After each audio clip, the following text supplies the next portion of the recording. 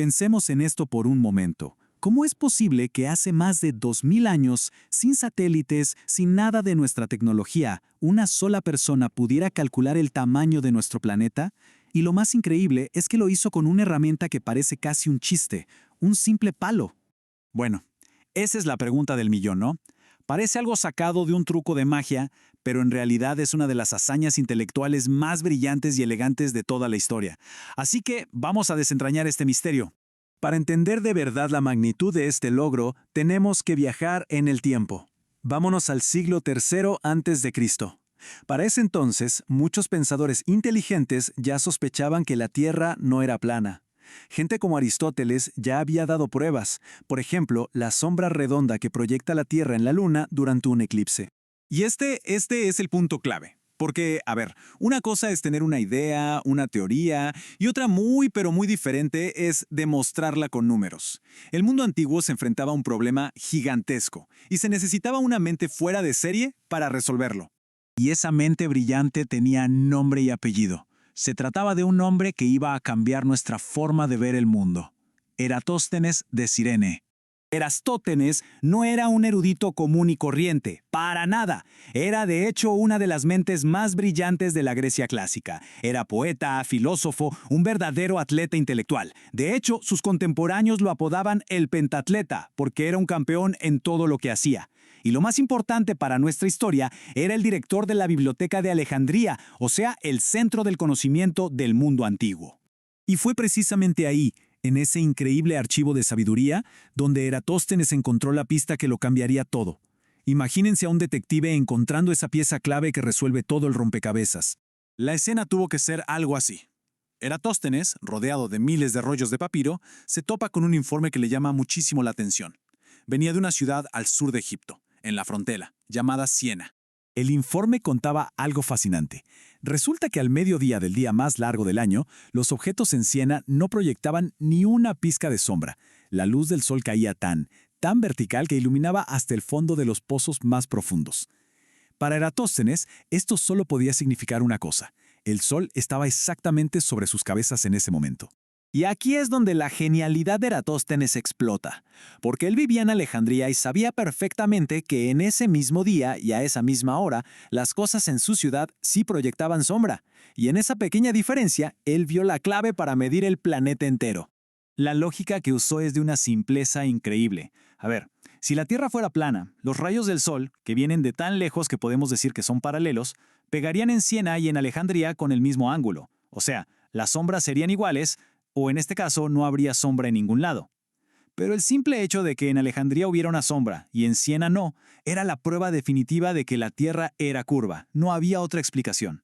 Su método fue una obra de arte en 5 pasos. Primero, la observación clave en Siena.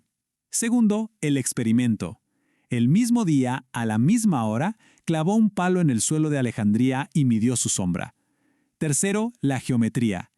El ángulo de esa sombra era de 7.2 grados. ¿Y qué es 7.2 grados? Es exactamente la 50ª parte de un círculo de 360 grados. Cuarto, la distancia. Él sabía por los registros de las caravanas que entre las dos ciudades había unos 5.000 estadios. Y quinto, la magia de la extrapolación. Si 5.000 estadios equivalen a unos 50 de la esfera, entonces la esfera completa tenía que ser 50 veces esa distancia. Y así llegó a su resultado, 252.000 estadios, un número que en su época debió sonar absolutamente gigantesco. La pregunta es, ¿qué tan cerca estuvo de la verdad? Y aquí es donde la cosa se pone increíble. Si convertimos su medida a kilómetros, dependiendo del valor exacto del estadio, su cálculo da unos 39.690 kilómetros. ¿Saben cuál es la circunferencia real de la Tierra? Unos 40.008 kilómetros. Tuvo un error de menos del 2%. Algunos dicen que incluso fue menos del 1%.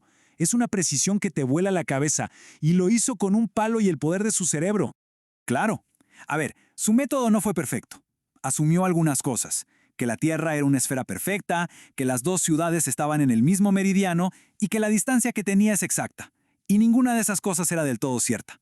Pero eso no es lo importante. Lo realmente crucial es que su método científico, su razonamiento, su lógica, eso sí era impecable. Y fue absolutamente revolucionario. Uno pensaría que un descubrimiento de este calibre se habría cuidado como un tesoro, ¿no?